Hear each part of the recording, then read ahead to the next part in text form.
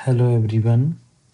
Art and culture Nitin Singhania की series में आपका स्वागत है। जैसा कि हमने बहुत सारे आर्टिकल, बहुत सारे रिलीजियस स्ट्रक्चर, आर्किटेक्चर, स्कल्पचर ये सब डिस्कस किए। जैसा लास्ट लेक्चर में हमने मुग़ल आर्किटेक्चर ये डिस्कस किया था कि ताजमहल कहाँ स्थित है, ताजमहल में कौन सा मार्बल यूज़ हुआ है। आज हम डिस्कस करेंगे Sikh style of architecture and Rajput style of architecture.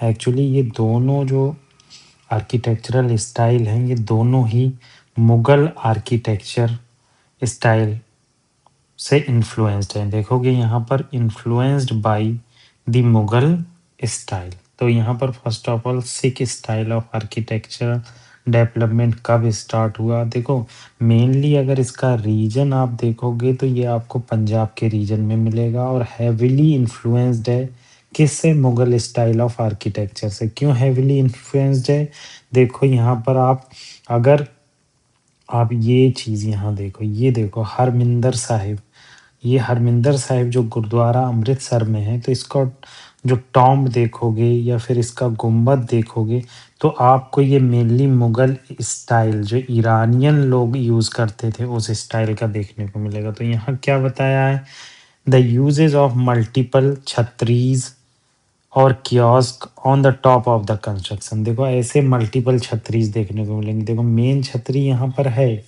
ये गुरुद्वारा है हरमिंदर साहिब, और उसके अलावा मल्टीपल छतरीज देखने को मिलेंगे। ये देखो, ये देखो, ये देखो, ये देखो मल्टीपल छतरीज, कियोस्क जिसे बोलते हैं। ठीक है, आगे क्या बताया, यूज सैलो कॉर्निसिस। कॉर्नाइसिस क्या होता है, सैलो कॉर्नाइसिस आपने देखा होगा घर के अंदर ये सजावट की जाती है।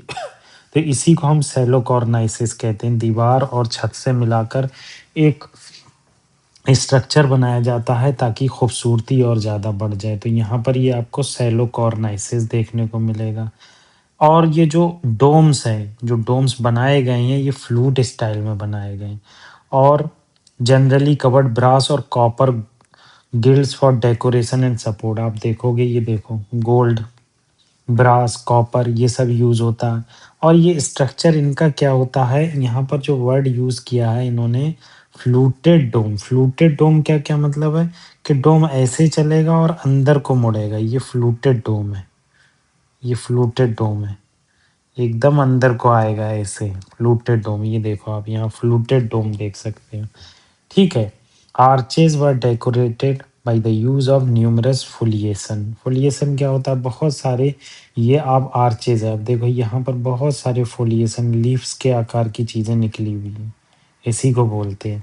ठीक है, तो यहाँ पर अगर सिख स्टाइल ऑफ आर्किटेक्चर देखोगे तो मेनली और हैविली, यहाँ वर्ड हुआ है हैविली यूज हुआ है, हैविली इन्फ्लुएंस्ड है मुगल स्टाइल ऑफ आर्किटेक्चर से। मल्टीपल छतरीज, कियोस्क यूज हुए हैं, सैलो कॉर्नाइसेस यूज हुए हैं, फ्लूट डोम्स है और आर्चेज बहुत ज़्यादा डेकोरेटेड हैं। न्यूमरस फोलिएशन देखने को मिलेगा। श्री हरमिंदर साहिब और golden temple initiated 1585 and completed by Arjan Dev Singh ji in 1604। तो ये इम्पोर्टेंट आप चीज़ आपको पता होना चाहिए कि किस तरह से Sikh style of architecture developed हुआ और मुगल आर्किटेक्चर का उसके डेवलपमेंट में क्या रोल था।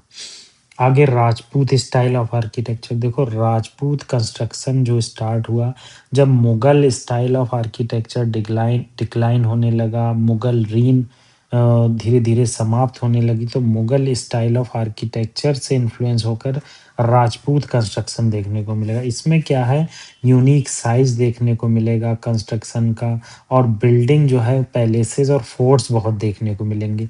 हैंगिंग बालकनीज, हैंगिंग बालकनीज बहुत ज़्यादा फेमस हैं इनकी। और कॉर्नाइसेस शेप ऑफ आर्चेज, आर्चेज को शेप देती हैं। कॉर्नाइसेस हम डिस्कस कर चुके हैं। देखो ये हवा महल, हैंगिंग बालकनीज ये है।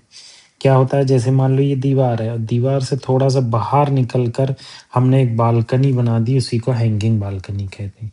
तो ये दो हमने आर्किटेक्चर डिस्कस किए, सिख स्टाइल ऑफ आर्किटेक्चर और राजपूत स्टाइल ऑफ आर्किटेक्चर। तो ये इम्पोर्टेंट थे, आगे और डिस्कस करेंगे। आप हमारे साथ इसी तरह बने रहिए, एनसीईआरटी की सीरीज़ को भी आप फ़ॉलो कर सकते हैं, पॉलिटी की सीरीज़ को भी फ़ॉलो कर सकते हैं, ज्योग्राफ़ी भी मैंने डिस्कस की है। हाँ, मगर कोई चीज़ कंप्लीट नहीं है, ये एक्सेप्ट करता हूँ, मगर आपको फ्यूचर में सारी चीज़ें कंप्लीट देखने को मिल जाएँगी।